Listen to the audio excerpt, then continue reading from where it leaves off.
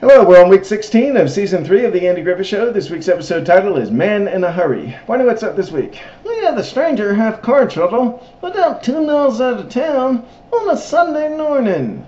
And so he starts walking into town, and he gets there just as we're all getting out of church. And he asks Andy for help, and so Andy takes him over to Wally's filling station. But on Sundays, only Goner is there, and Goner doesn't do mechanical work. So Mr. Tucker demands that he taken to Wally's house, because Wally's the mechanic, and he says he's on important business, and he needs to get the car fixed today. And Wally diagnoses what the car's problem is just by hearing how it sounded before it broke down. He says, "Oh, it's a clogged fuel line. I'll fix it first thing in the morning." And Mr. Tucker says, "No, it's got to be fixed today." So Mr. Tucker goes back to Goner, and he tries to get him to find someone to fix the car today. And Goner can't help him, so Mr. Tucker steals the filling station truck, and he drives off in it. And so Goner calls Andy, and Andy finds him and brings him to the courthouse. And then Mr. Tucker can't make a phone call, because the Nindledright sisters tie up the party line every Sunday. And so Andy takes Mr. Tucker to his house for the afternoon, and they offer him some Sunday supper, but he keeps turning everything down.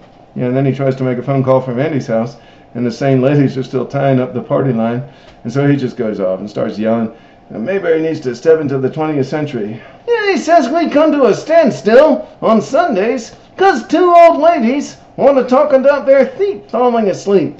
And I say, I wonder what causes that. And then Andy and I go to the front porch to play guitar and to sing. And Mr. Tucker comes out to smoke a cigar. And he starts calming down, and then he even starts singing with us. And then he starts snarling. And then Goner comes over to say he got Gooder to tow his car in, and they're going to fix it today.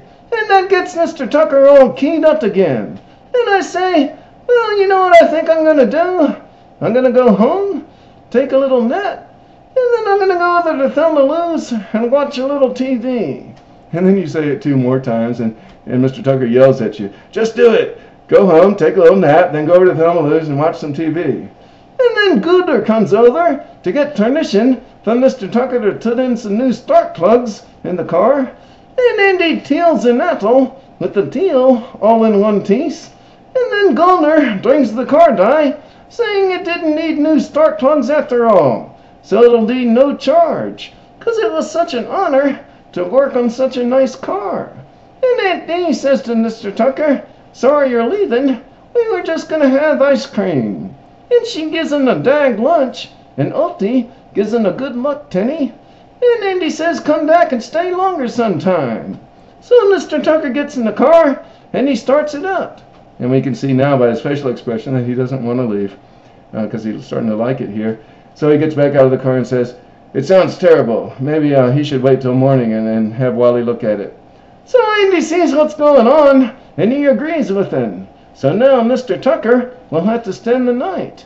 And that night on the porch, while we're singing, he's so relaxed, he falls asleep while he's peeling an apple with the teal all in one piece, just like Andy did. And so Andy and I leave him there while he go walk into town to go get a bottle of tot. Well, that was a nice story. We'll see you next week for week 17 of season 3.